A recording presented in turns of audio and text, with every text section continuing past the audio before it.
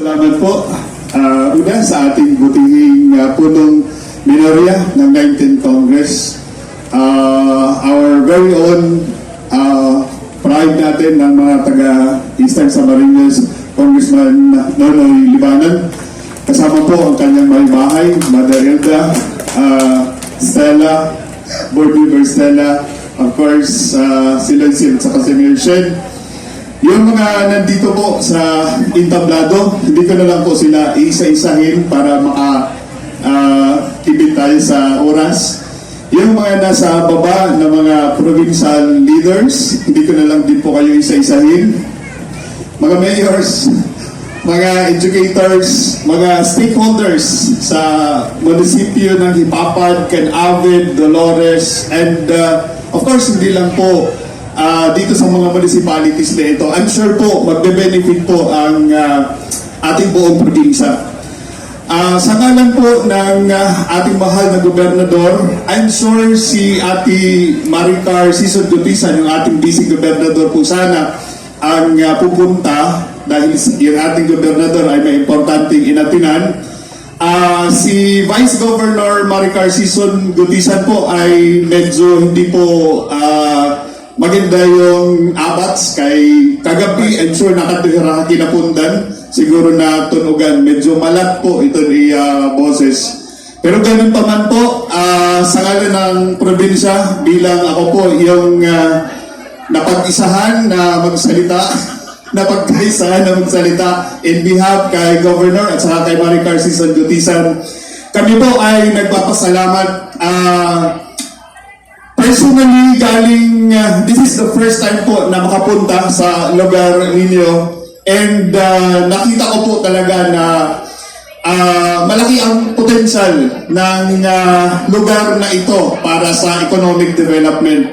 Kami pong mga board members ngayon ay nag-aaral sa National University of Singapore.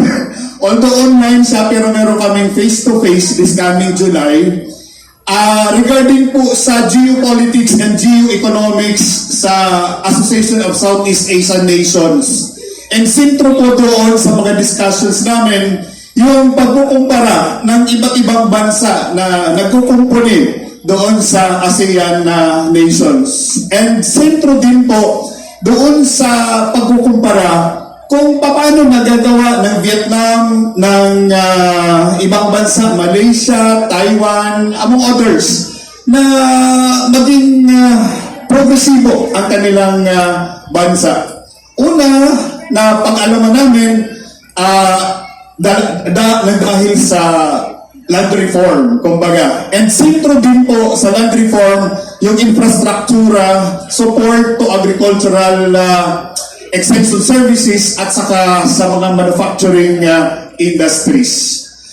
Ang kahalagahan po ng daan na ito ay napakalaki para magkaroon ng economic development at para makakapag-compete tayo hindi lang sa mga karating probinsya natin kundi sa iba't ibang bansa. Ang laki po talaga ng potential.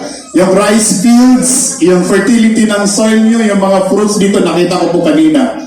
Bali, sa ngalan po ng probinsya, isa po itong malaking tulong para po tayo ay makaahon. Isa po itong malaking dagdag na puntos para sa probinsya sa pagpapababa po ng poverty incidence. Yung mga daan po na ang dami na po anong tawag nito? Ang dami na pong naging groundbreaking ng ating butihing Congressman Nonoy Libanan. Hindi lang po dito sa North District, pati na din po doon sa Second District, sa South District. And malaking tulong po talaga para sa mga tao, lalong-lalo na po sa mga magsasaka. These roads may not be our goals, but these are the means towards achieving our goal of being progressive Eastern Samar. Sa ngalan ng probinsya, ako po ay nagpapasalamat, ika nga, dahil isa rin po ito sa nagko-complement sa programa ng ating probinsya na bastanting pagkain sa Eastern Samar. Dahil sa Eastern Samar, sa ating probinsya, tao ito una. Salamat kay mga payakulog, kayo na tanan. Maraming salamat po kay Board Member